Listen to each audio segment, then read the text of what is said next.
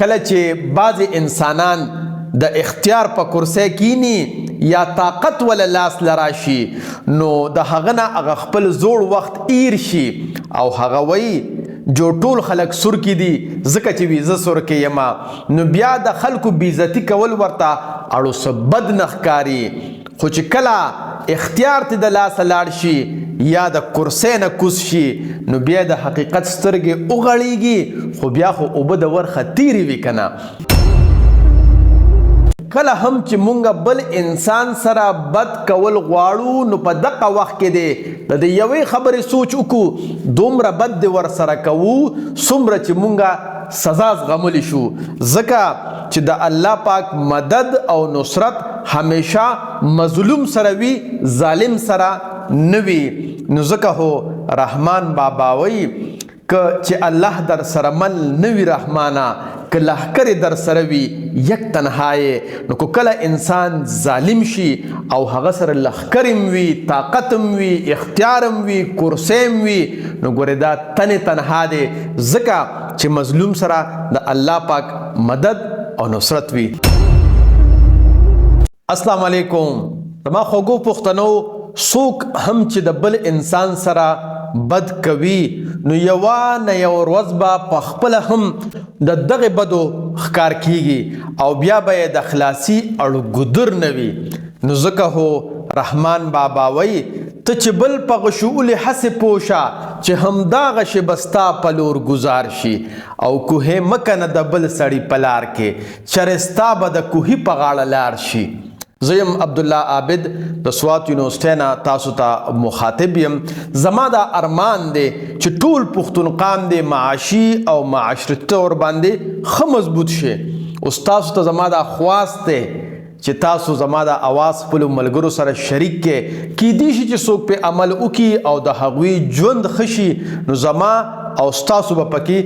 پوره حصه وي. اوس راځو خپلې موضوع اړخ ته او هغه دا ده کله هم چې مونږه د بل انسان سره بد کوو نو په دې خبره دې پوه شو چې یوه نه یوه ورځ به مونږه په خپله هم د دغې بدو ښکار کیږو او بیا به مو د خلاصي اړو څه ګدر نه وي. زما په ژوند کې دا تجربه وشوله چې بعضې خلک د بل انسان سره د بد کولو او د زیاتی کولو دپاره په قانون کې رد و بدل کوي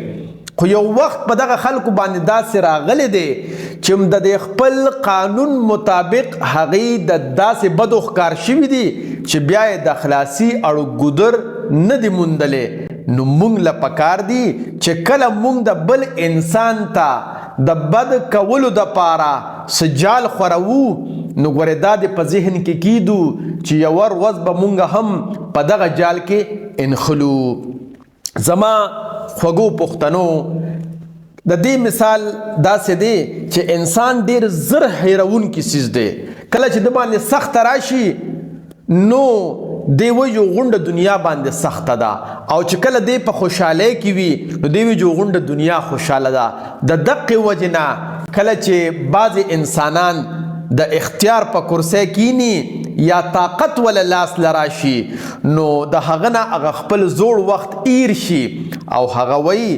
جو ټول خلک سور کې دي ځکه چې وي زه سور کې یم نو بیا د خلکو بېعزتي کول ورته اړو څه بد نه ښکاري خو چې کله اختیار ته د لاسه لاړ شي یا د کرسی نه کوز شي نو بیا د حقیقت سترګې وغړیږي خو بیا خو اوبه د ورخه تیرې وي که نه. او د دې داسې مثال دی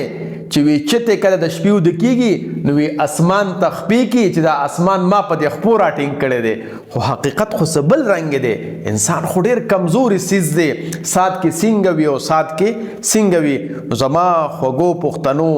کله هم چې مونږ بل انسان سره بد کول غواړو نو په دغه وخت کې دی د دې یوې خبرې سوچ وکړو دومره بد دی ورسره کوو څومره چې مونږه سزا زغملی شو ځکه چې د الله پاک مدد او نصرت همیشه مظلوم سره وي ظالم سره نه وي نو ځکه هو رحمان بابا وایي که چې الله در سره مل نوي رحمانا که لښکرې در سره وي یک تنهایې نو که کله انسان ظالم شي او هغه سره لښکر هم وي طاقت هم وي اختیار هم وي کرسۍ هم وي نو ګورې دا تنې تنها دی ځکه چې مظلوم سره د الله پاک مدد او نصرت وي. ستاسو د کتلو یو جهان مننه. خوشحاله اوسئ، ودان آباد اوسئ، بریالي اوسئ د لوی الله په امان. د خدای دپاره پښتنو سانونه وپېژنئ، ستاسو دپاره خو به ځان له پیغمبر نه راځي.